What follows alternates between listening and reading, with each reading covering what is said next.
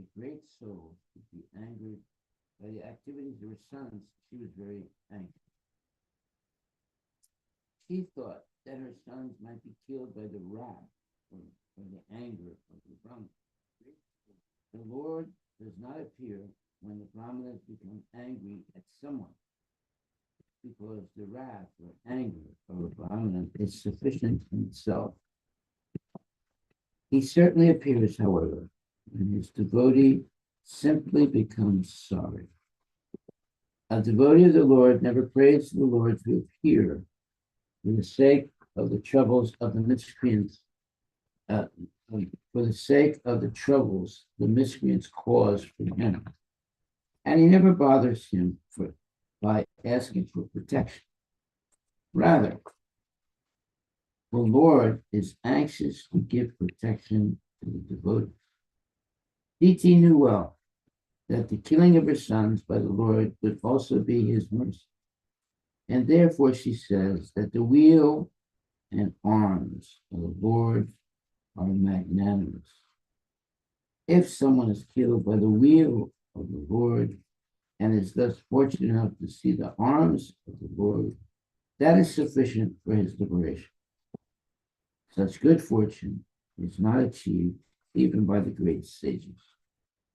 Hare Krishna, Krishna Krishna, Hare Hare, Hare Ram, Ram Ram, Hare Hare. So here's a mother, Diti, who says it's very good that my sons will be magnanimously, mercifully killed by the arms of the personality of God with his Sudarshan weapon. Oh, my husband, my friend, may they never be killed by the wrath of the Brahmana devotees. Okay, so the wrath of Brahmana devotees, that means they're so disturbed by the misbehavior of someone that they curse him to die. So Ichi does not want that to happen. Defend such people who really harass and cause a lot of misery to Brahmanas. They go to hell. Now, hell, of course, as depicted by the say Christians, is someplace you go to and you can never get out. But for devotees, we know that Krishna is supremely merciful. So he sends his devotees like Narada Maharaj, so they can go to him and save people and bring them back and liberate them from the cycle of birth and death. So, therefore, there's always hope, even for the most fallen person. And it's a fact that if a son becomes a devotee, then 21 generations of the family of that man are liberated. So it's very important to become a devotee if you want to be a well-wisher of many, many other people, and especially relatives, because not that the devotee doesn't help others outside of his relatives, but automatically by a son becoming a genuine devotee, many members of his family are also liberated. That's how powerful it is to become a pure devotee. And also, when there's a good son, he'll perform the rituals of death of the father, which is necessary to save the father from ending up in a hellish condition. Okay, so it's very good to have sons and daughters, of course, that are that become genuine devotees. But that means that the parents should educate their kids to become genuine devotees. In the absence of that, if the child, when they get older, they come in contact with devotees, and because of that good association, they also become devotees. Again, they will benefit their relatives also, even if the relatives are not devotees. See, so when I realized that myself, when I was reading Shastras, and I realized that maybe I can't convince my parents to become a devotee in this lifetime. If I become a devotee, then they will be benefited. And it's usually many, let's say, many relatives present and already who have died will be benefited if there's one pure devotee in the family history. So we should be very conscientious if we want to do good to our parents and our relatives, then we should become a devotee. And the devotee is not only helpful and inspiring to their family, but they inspire all people to become devotees also. So becoming a devotee is all around beneficial for everyone that come in contact with him. So when Diti heard from her husband that the great souls would be angered by the activities of her sons, she was very anxious. Now, which sons? It's Hiranyaksha, Hiranyakashipu. She thought that her sons might be killed by the wrath, meaning the anger, of the Brahmanas. The Lord does not appear when the Brahmanas become angry at someone, because the wrath or anger of a Brahmana is sufficient in itself. He certainly appears, however, when his devotee simply becomes sorry. A devotee of the Lord never prays to the Lord to appear for the sake of the troubles the miscreants cause for him. And he never bothers the Lord by asking for protection. Rather, the Lord is anxious to give protection to the devotees. Diti knew well that the killing of her sons by the Lord would also be his mercy. Therefore, she says that the wheel and arms of the Lord are magnanimous.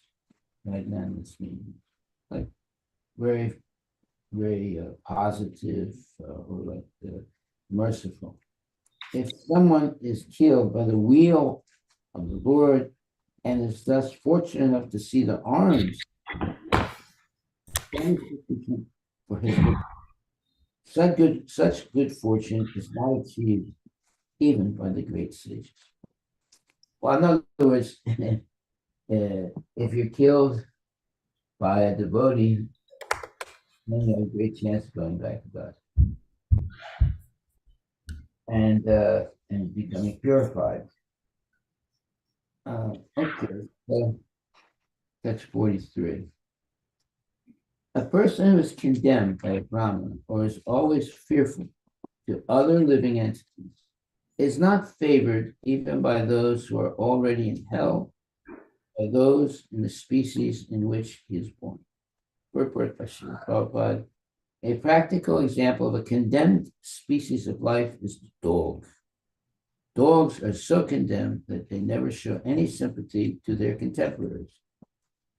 Okay, so what does this mean? That means like when one dog sees another dog, he starts barking. Is that right? ఓ మహారాజ్ క్లాసా weekend ఒక పాయసం చేస్తాను అదే మీరు week అంతా తినండి మీకు sugar ఇస్తే 2 స్పూన్లు ఇంత వేసుకొని తినండి 5 minutes వేసుకొని పడేస్తాను నేను అది మొత్తం కలాకంతో పాటు అన్ని పడేసాను Smell అంటే మీరు ఎన్ని చేసినా స్వీట్ తింటే 50 కాదు అసలు. సరే సరే పొద్దున్నే చెప్పు అయిపోయింది అక్కడ. నేనైతే పడేస్తాను పడేసి కొనుక్కుంటే. మీరు కావాలి బయట కొనుక్కొని కంట్రోల్ లేకపోతే ఒక తినరండి. అలా ఎక్కువసార్లు చేయలేరు ఎలాగో. ఓకే, ఇంట్లో అయితే నేను స్వీట్స్ పెట్టలేదు, బిస్కెట్స్ కూడా పిల్లలకు ఉన్నాయి. అదేనా నేను. So when one dog sees another dog, they usually start barking at each other. And then they might smell the butt of each other. Strange, very strange thing that they do. But the idea is that the dog is condemned species. Why? Because they always are barking. Why are they barking? Well, let's say you have a dog and you feed the dog all the time, so it becomes somewhat loyal to you. And if somebody comes near your house, they start barking.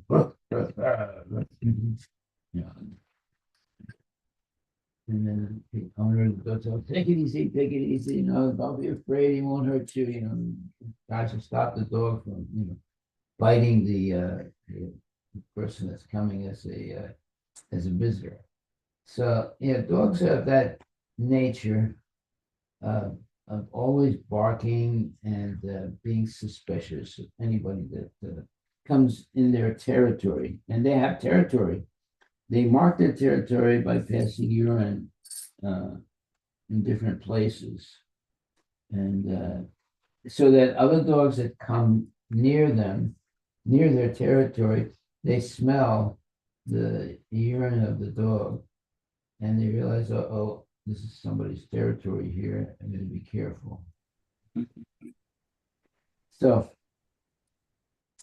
here it says, a person who is condemned by a Brahman or is always fearful to other living entities is not favored even by those who are already in hell or by those in the species in which he is born. Well, the curse of a Brahmana is like one of the worst things that can happen to a person. And a person who's condemned by a Brahmana is always fearful to other living entities and not favored either by those who are already in hell or by those in the species in which is born. Well, in other words, if you're condemned by a Brahmana, that means you behaved so badly that they will curse you.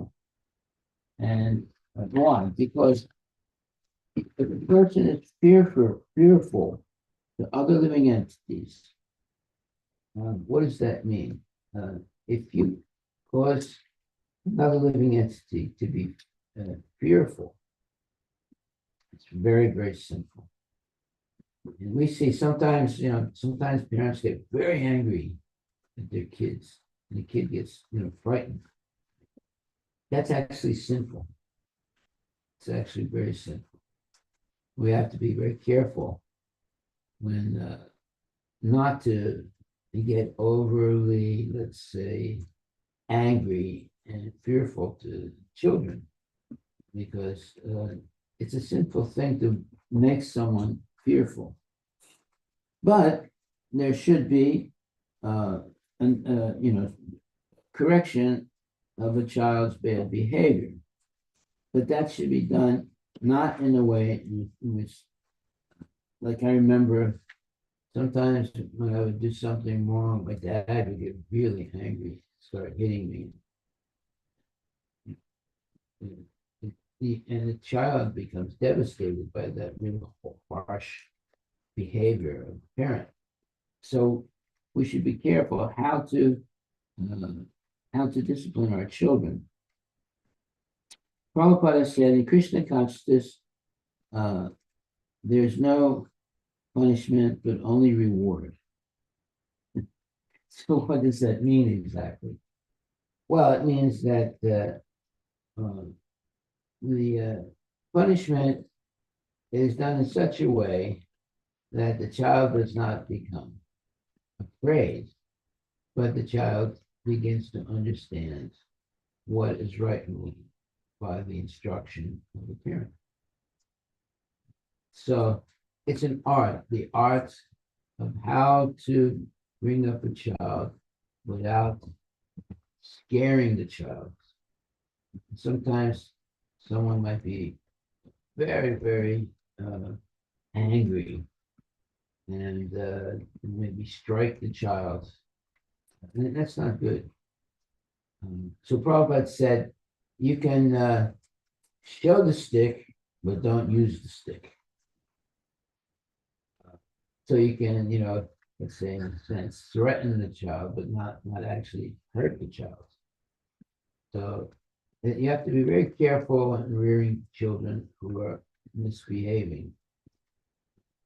So usually intelligent parents will, like I said, Prabhupada says, in Krishna consciousness, there's no punishment, there's only reward. So we should treat the children with a lot of mercy and kindness and explain to them what is right and wrong, and try and explain to them that when they do something wrong, they should feel sorry for it and apologize to the people they have wronged. And learn to be very humble. And when someone sees that a child has been brought up to be humble and respectful of elders, very important to be respectful of all elders and also other devotees, saintly people. That means the child has been properly educated, and therefore they get the blessings of sadhus, even their parents and the grandparents. They bless the child for having such good behavior. So today, kids who have different types of social media things, they're so involved in trying to kill someone, because most of the video games are about killing, that they don't develop good qualities by that. You don't develop good qualities by killing something. You develop good qualities by hearing about transcendental activities of pure devotees. Do they have any video games with the pure devotees involved? I think so. Well, maybe, Robin would. No, I mean, to see a pure devotee like Lord Chaitanya Mahaprabhu, the Supreme Personality of Godhead, comes as a devotee. I don't know if you've seen the movies of Lord Chaitanya. He's a very nice person. He's very, very good. He's always chanting Hare Krishna, and he's always, let's say, very kind and blesses people, and then everybody else also is chanting with him, dancing. This chanting and dancing is very important. Very, very important. It's a sign that someone has become a good devotee, because they're always chanting and dancing. Dancing is important. Prabhupada said dancing is scientific. Yeah. When you're happy, you start dancing and chanting, right? When the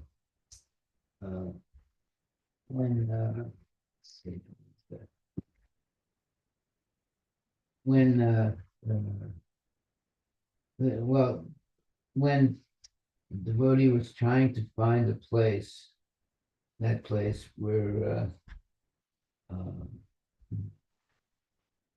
yeah, exactly. Anyway, the place where the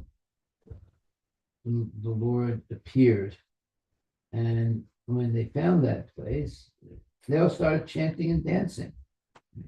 They were happy. So we should always be chanting and dancing and glorifying the Lord. The way devotees, let's say, they they engage in activities is mostly by chanting and dancing. It's Mahaprabhu's birthplace, Maharaj. Yeah, that's it. Yeah, Mahaprabhu's birthplace. So Jagannath Das Babaji Jagannath Das Babaji, right? jumps out of the. Yeah, He starts they dancing. started chanting and dancing. Yes. And found that place. Okay. So, text 42. 43. A person who is condemned by a Brahmin is always fearful to other living entities, is not favored either by those who are already in hell or by those in the species in which he is born. Purport by Srila Prabhupada. A practical example of a condemned species of life is the dog. Dogs are so condemned that they never show any sympathy to their contemporaries. So that means, when it says contemporaries, what does that mean? That means other dogs. When one dog sees another dog, they start barking at each other. And so when people walking down the street, they have their dog on their leash, and another person comes the opposite way with the dog on the leash, the dogs start barking at each other, and they have to hold the dogs back from, fighting. That's why a dog is a condemned species. That's what it says here. The practical example of a condemned species of life is the dog. Dogs are so condemned that they never show any sympathy to their contemporaries. That means to other dogs. Contemporaries means other dogs like them. So if you want a pet, don't get a dog. The worst thing you can do. That is absolutely the worst thing you can do. If you want a pet, you get a cow. You can get a miniature cow, like Ram does.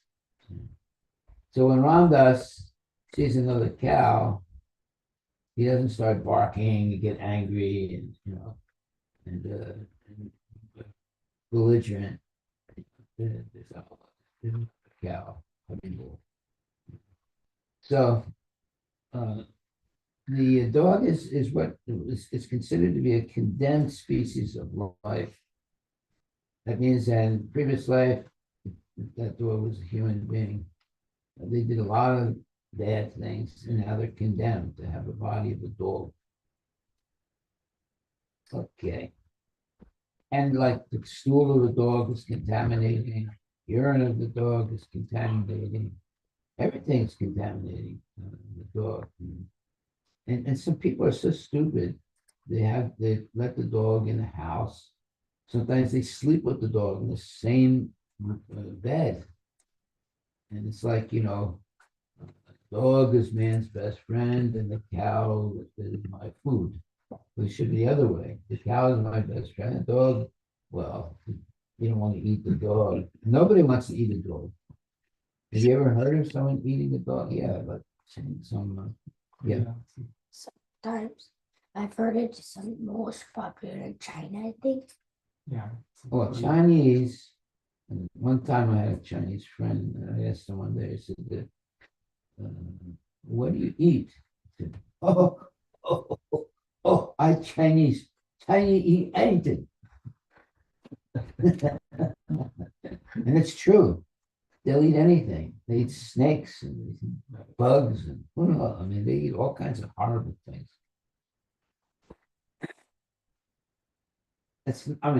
Maybe not all Chinese, but the Chinese that live in China, they eat horrible things. I don't know why they do that,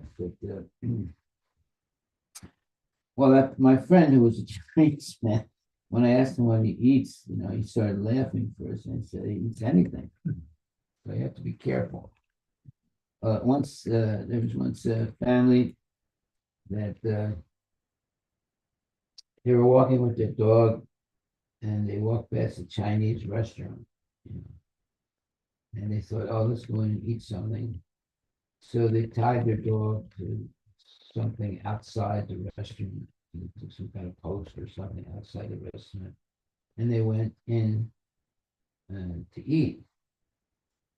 And unfortunately, the Chinese people in the restaurant, they couldn't speak English, you know. And so the people who sat down to eat, you know, they couldn't speak Chinese. So when the Chinese guy gave them the menu was in Chinese also. So they looked at it, they couldn't figure out, you know, what to do. So they put their finger on something, and the Chinese guys, oh, the meeting's really good, right? So they thought, oh, okay, let's get this one. So then, so after about 45 minutes to an hour, they brought in the meal, you know, and people ate it. And when they finished, you know, they tipped the Chinese guy and go outside, and the dog's out there. The leash is there, but the dog is out there. They're looking at this, what happened, you know? Well, it looks like when they couldn't read the menu because it was all in Chinese. And so they pointed at something, and the Chinese guy got really excited. Yeah, that is good, you know. So they thought, oh, this must be good, you know, because he's so excited by it. But actually, they pointed at something that was dog.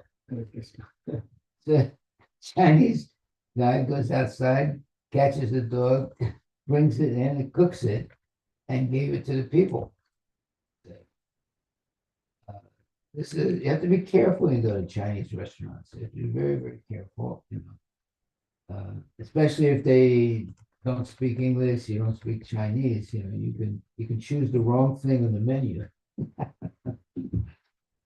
Okay, so it says here, a practical example of a condemned species of life is the dog. That means that people who have misbehaved in their life, they become dogs. So there was once a dog, and it was walking down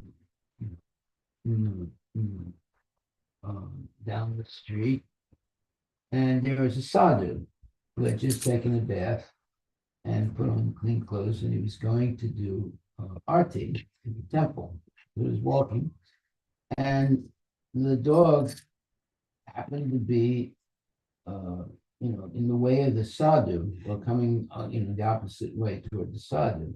And the sadhu got really angry and started beating the dog, you know, which is not good for the sadhu because, you know, he has to be clean, right? Yeah. So the dog started talking to him. He says, "You're under arrest. I'm going to arrest you, and you're going to be punished." And the man was shocked. You know, the dog's talking to him in English. Yeah. I think last time you said the story, it was a brahmachari, because like at the end, the story ended like, yeah, the guy had other sadhu had to turn him into a sadhu, and he's already sadhu. So I think it was a brahmachari that was beating up the dog. Okay, I don't remember that myself, but okay. Anyway, when the man beat the dog put him under arrest and took him in front of a sadhu, and the sadhu said, "What's going on here?" And he said, "Well, this man started beating me, and I'm bringing him to you so you can punish him." So the sadhu was a little confused. He said, "Well, what punishment should there be?" He said, "Make him a sadhu." What? I said, "Yes, because in previous life, I was a sadhu, and look what happened." Well, no, the dog says, "In previous life, I was a sadhu, and look what happened to me. I became a dog." So, in other words, he was implying that I mean, this whole story is about someone who is a sadhu but doesn't act properly. Yes. You said turn him into a sadhu, but he's already a sadhu. No, Yeah, you're right. So he's a brahmachari. Yeah. It's like you said. so in any case, when sadhus misbehave, that's a very serious thing. So you cannot. There's a saying in English: the clothes don't make the man. In other words, someone might be very well clothed. They might have really nice clothing and watches and everything, a nice car, but it doesn't mean they're necessarily a good person. And it's the behavior that counts of a person. So the practical example of a condemned species of life is the dog. Dogs are so condemned that they never show any sympathy to their contemporaries, meaning other dogs. So if you're going to get a pet, it should not be a dog. But usually people buy dogs as pets, unfortunately. And it's contaminating in many ways for those people that buy the dog. And they get so attached to the dog that at the moment of death, they remember the dog. Right? And what do you think happens to them? Become it. Yeah. I know a lot of people. I mean, I know this one, the devotee girl. She was not married, so she dog and gave all her love and attention to the dog. Now, what's going to happen to her?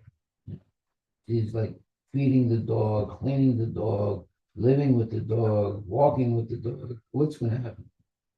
She's going to remember that dog at the moment of death. So, of course, you can't say anything to get really angry, but we have to be very careful about what we do in life and how we do it. Okay, so we're going to text 44. The learned Kashyapa said, because of your lamentation, penitence, and proper deliberation, and also because of your unflinching faith in the Supreme Personality of Godhead and your adoration for Lord Shiva and me, one of the sons, Prahlada, of your son, Hiranyakashipu, will be an approved devotee of the Lord, and his fame will be broadcast equally with that of the personality of God. So here we see Diti, who makes a big mistake by more or less forcing her husband to Kashyapa Muni to engage in illicit sex. And although they're married, so even if you're married, you have to follow the rules and regulations.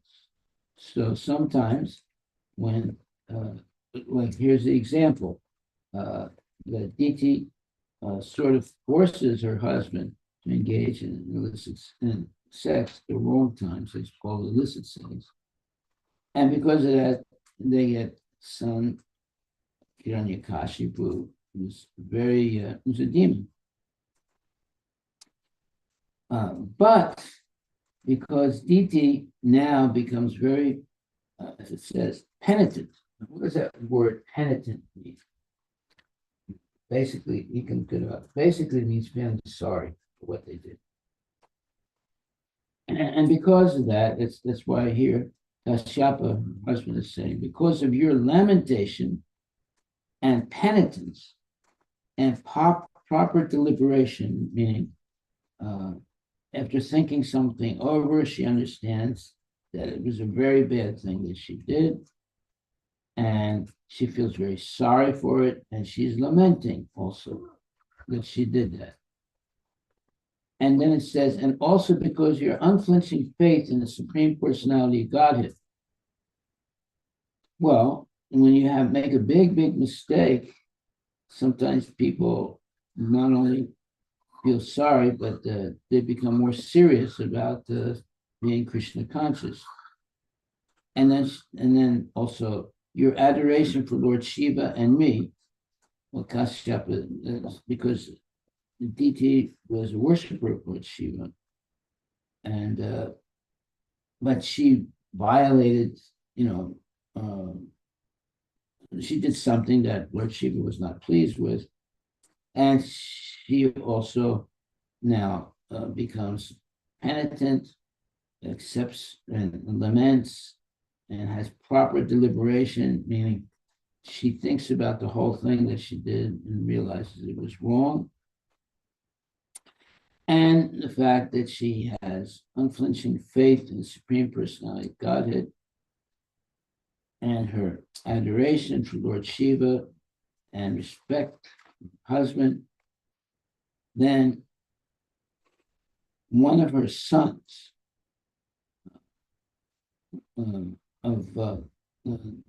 one of the sons, Prahlada, of your son, Hiranyakashipu, so her grandson will be a pure devotee. Feeling or expressing remorse for misdeeds. Right. Penitent. Penitent. So DT is penitent. And it's a good thing when you make a mistake to be penitent. You feel sorry for what you did and ask for forgiveness and then not do it again. Now, asking for forgiveness means you can be forgiven once, maybe twice, maybe even 3 times. There's not going to be a 4th time. So it's not that, you think you can get away with doing something wrong because every time someone's going to forgive you. No. It's what you call 1, 2, 3, you're out. You have to be careful about misbehaving because there's a point where people just give up on you and say, okay, that's it, I don't associate with you anymore. Okay, so when a person does something wrong, just like DT did something very seriously wrong, if they lament, if they're penitent, and they properly, understand what they did is wrong, and because they have faith in the Lord, and they're respectful of others, then they can be excused. So the main thing that children should learn is to be respectful of elders, including first parents, and secondly, grandparents, and then third, elders or older people, and after that, saintly people. So that culture of respect is very important to teach a child. So there are what you would say examples of that. Like, for example, especially amongst Punjabis, when Punjabi sees an older person, they go like this. You ever Yes. seen that? Yes. Yes, Maharaj. Yeah, you always go like this. Oh, yeah. When there's an older person. I mean, normally you should, if you're really going to do it, you should give your dandavats. Yes. So there were devotees. Sometimes they would do 3,000 dandavats in one day. Everyone they would meet, they would give them. So that's a sign of respect for the other person. So nowadays they don't go all the way down. They just go down with this arm. I love it. It's like Hitler, he used to go like that. Which obviously different. This culture, Maharaj, is very popular in North India, most of the states in North part. Going down like Yeah, touching the bit, practically like touching the feet. Yeah. That's the. well, it's showing respect, yeah. As they become more materialistic, the arm will start going up. There, yeah. Touching the knee, Maharaj. What? Touching the knee. Oh, touching the knee. Okay. Nowadays, it's reducing from feet till knee. Knee, yeah. Okay, so we're on 47 now. 46. 46. Okay. Text 46 says, in order to follow in the footsteps, saintly persons will try to emulate his character by practicing freedom from animosity, just as the purifying process rectify gold of inferior quality. Purport by Srila Prabhupada.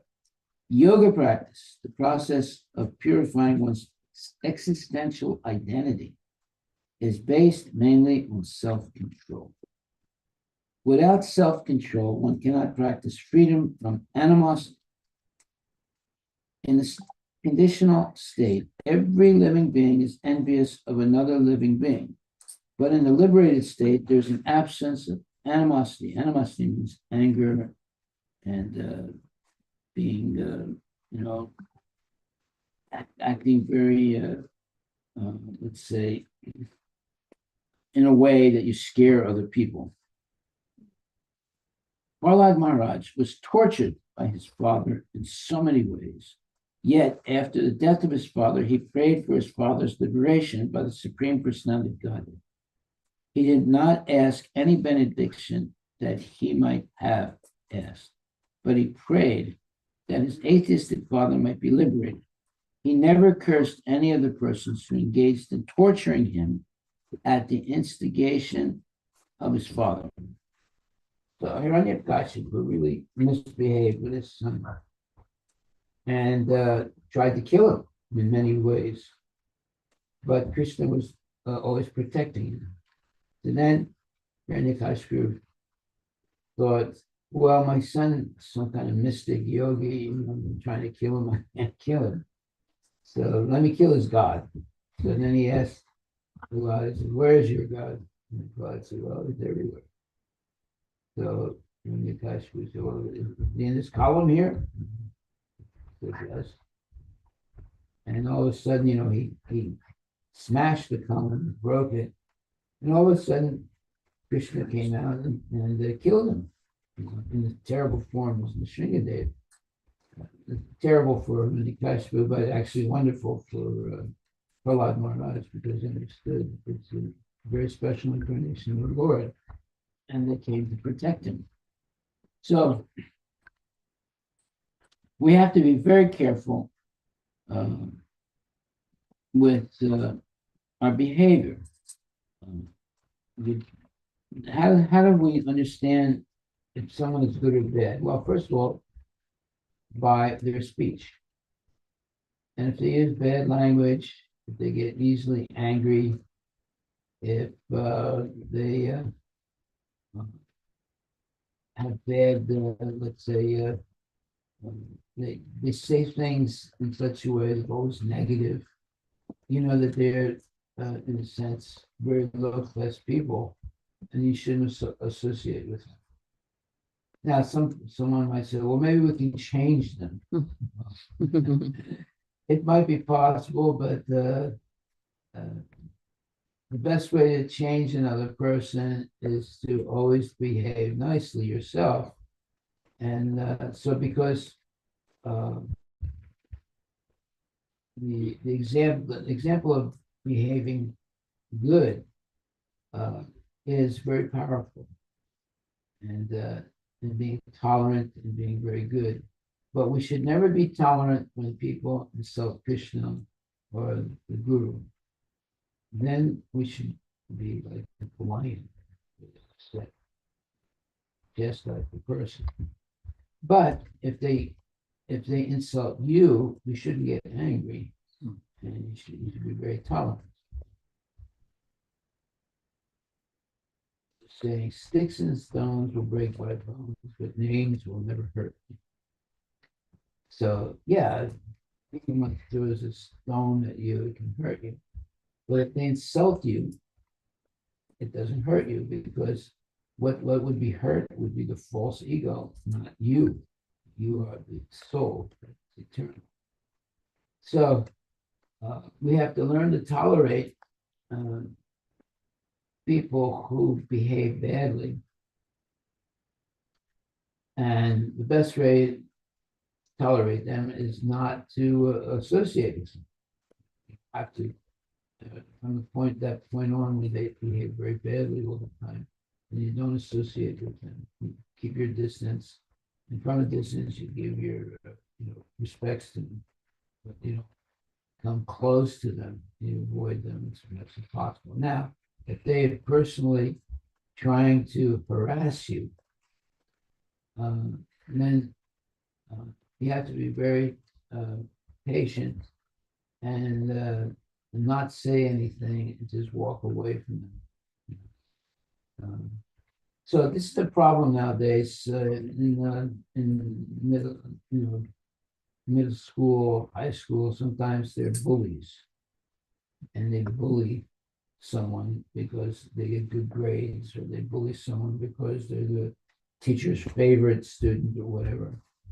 So it's very what we would call stressful for a young person to be bullied by peers, other students, only because they're getting good grades all the time, and they seem to be like the teacher's pet.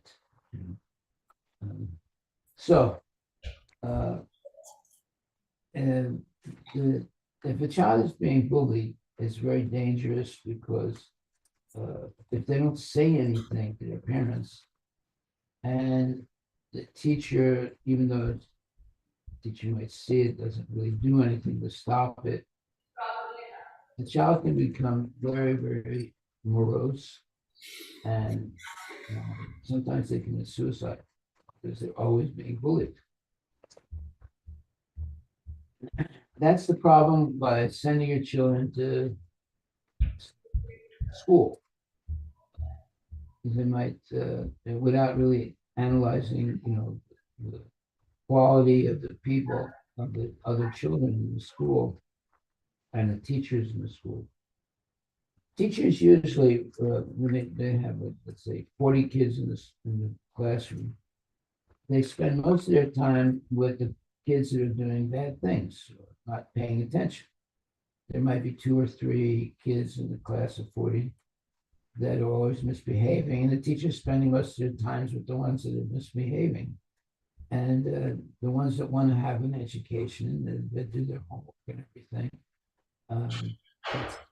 It's basically a waste of time. This is a problem when you have 40 kids in a classroom.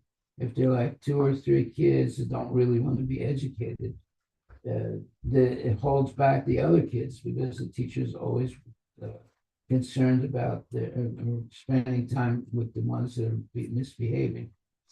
So we have to realize how difficult it is to send your kids to public schools, especially, or even the private schools, where they come into contact with other kids who don't really want to get educated, and it holds back the whole class and all the other good kids. Okay, so it says here, text 46, right? Yes, ma'am. In order to follow in his footsteps, saintly persons will try to emulate means act like good persons, try to emulate his character by practicing freedom from animosity. Animosity means getting very angry at others, just as the purifying processes rectify gold of inferior quality. Now that's a nice, what you would say, a example of rectifying gold of inferior quality. What does that mean? Well, you get a rock-like thing that has gold, but other minerals mixed in with it. And then you have to rectify the gold. You have to heat it, heat up that rock and separate the gold from the impurities.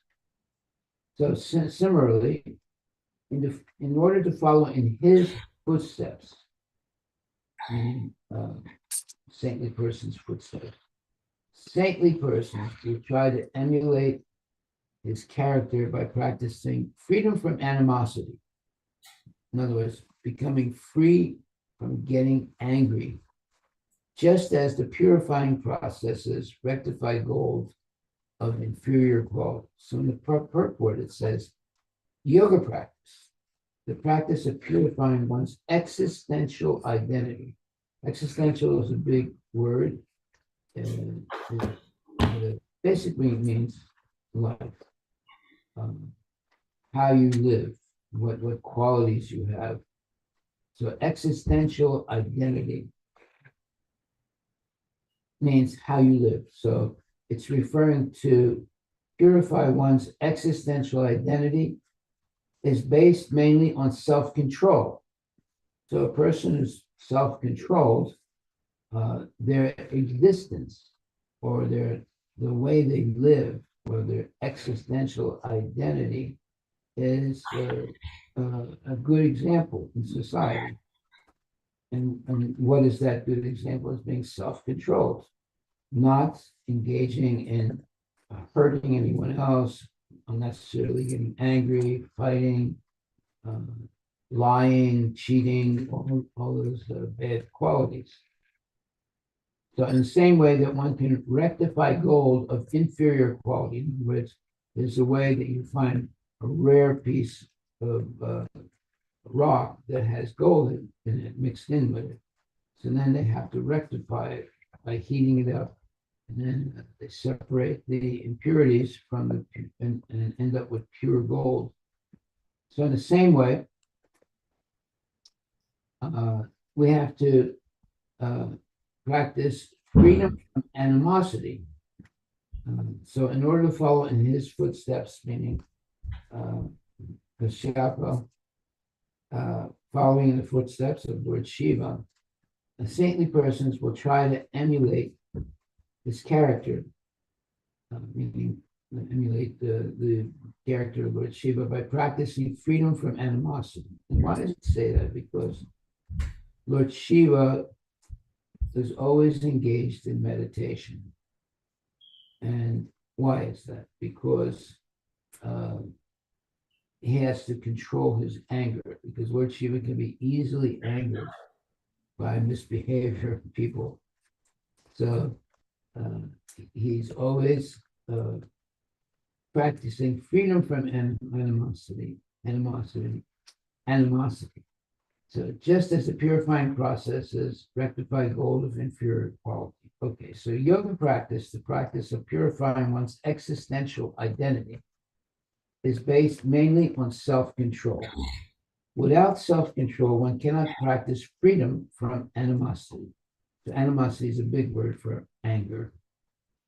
In the conditional state, every living being is envious of another living being. But in the liberated state, there's an absence of animosity. So, in other words, what this is saying is when a person is conditioned by lust, anger, and greed, every living being is envious of another living being. But in the liberated state, there's an absence of this animosity, this anger, and this jealousy. So, Prahlad Maharaj was tortured by his father in so many ways, yet after the death of his father, he prayed for his father's liberation by the Supreme Personality of Godhead. He did not ask any benediction that he would have asked, but he prayed that his atheistic father might be removed. He never cursed any of the persons who engaged in torturing him at the instigation of his father. So yet another example of this is Jesus Christ. He was nailed to a cross and he had to hang there until he died. And being hanged on a cross with nails, you're on the cross because your hands are nailed and your feet are nailed to the cross. It's extremely painful. But Jesus Christ tolerated all that pain. And before he died, he spoke to his father or God and asked them, please forgive these people. They don't know what they're doing. So that's an example of a very saintly person. And really saintly people, they don't get angry, and they're very forgiving, and they always pray for the welfare of others. So those are exceptional people and saintly people. So it says here, but in the liberated state, there's an absence of animosity. Animosity means you're threatening, you're angry, you want to get revenge, etc. Prahlad Maharaj was tortured by his father in so many ways. Yeah, Prahlad, his father, Hiranyakashipu, tried to kill Prahlad. And he tried many different ways to kill him, and each time Prahlad was protected by Lord Krishna. And he got a little bit frustrated. But Prahlad, even though he's being tortured by his father in so many ways, but he did not get angry because he was always under the protection of Krishna. Yet after the death of his father, he prayed for his father's liberation by the Supreme Personality of Godhead. He did not ask any benediction that he might have asked, but he prayed that his atheistic father might be liberated. He never cursed any of the persons who engaged in torturing him at the instigation of his father. And that's a real pure devotee.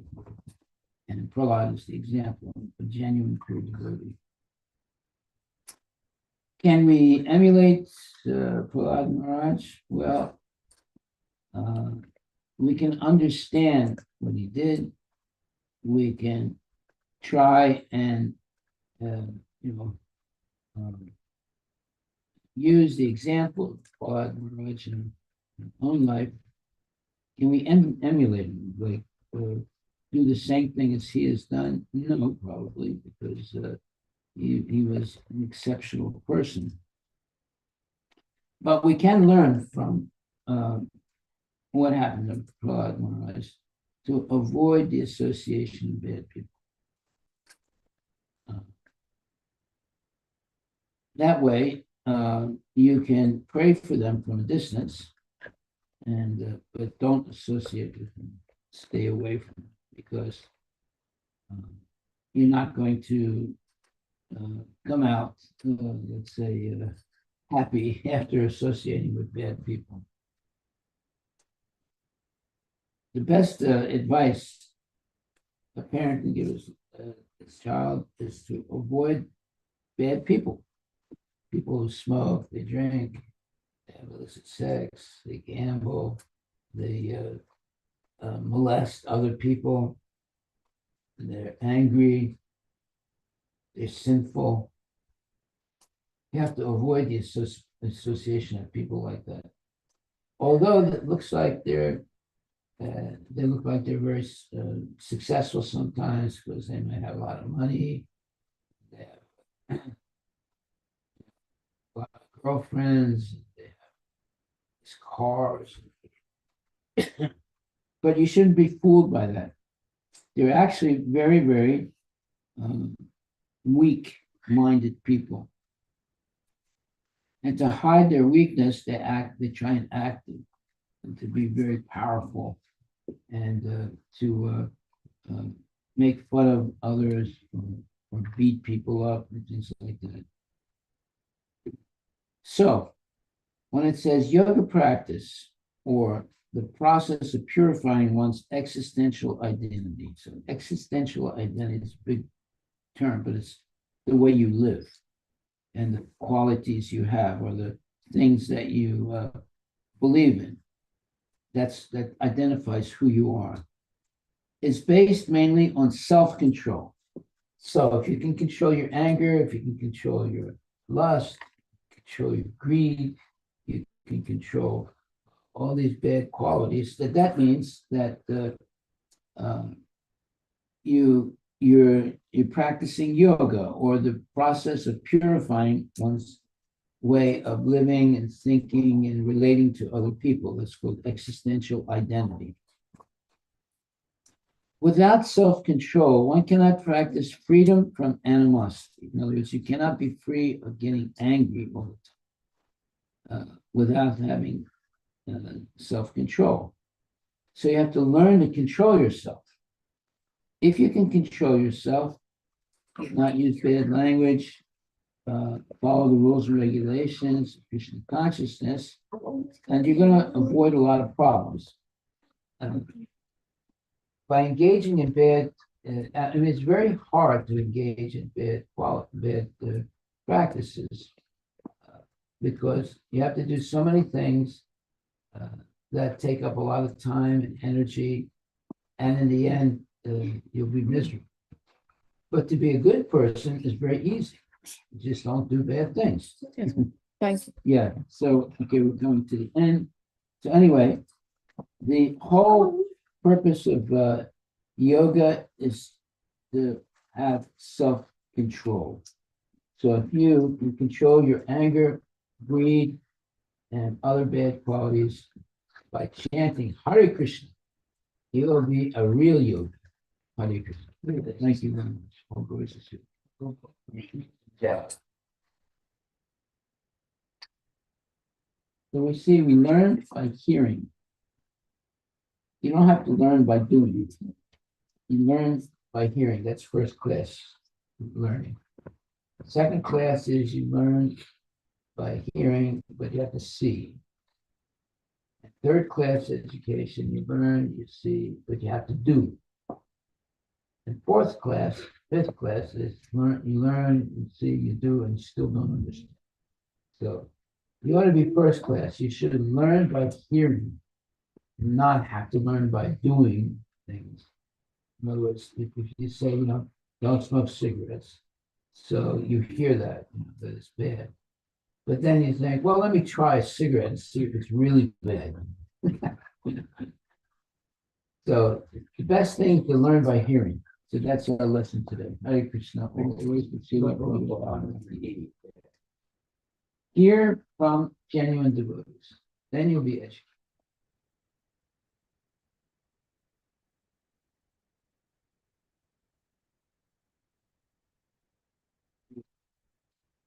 Maharaj, can I ask if they have any questions? Yeah.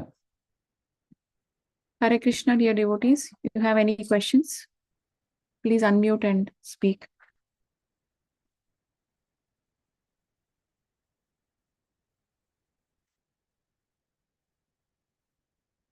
Looks like there are no questions, Maharaj. Okay. Yeah. Thank you, everyone. We'll see you in the evening. Haribol.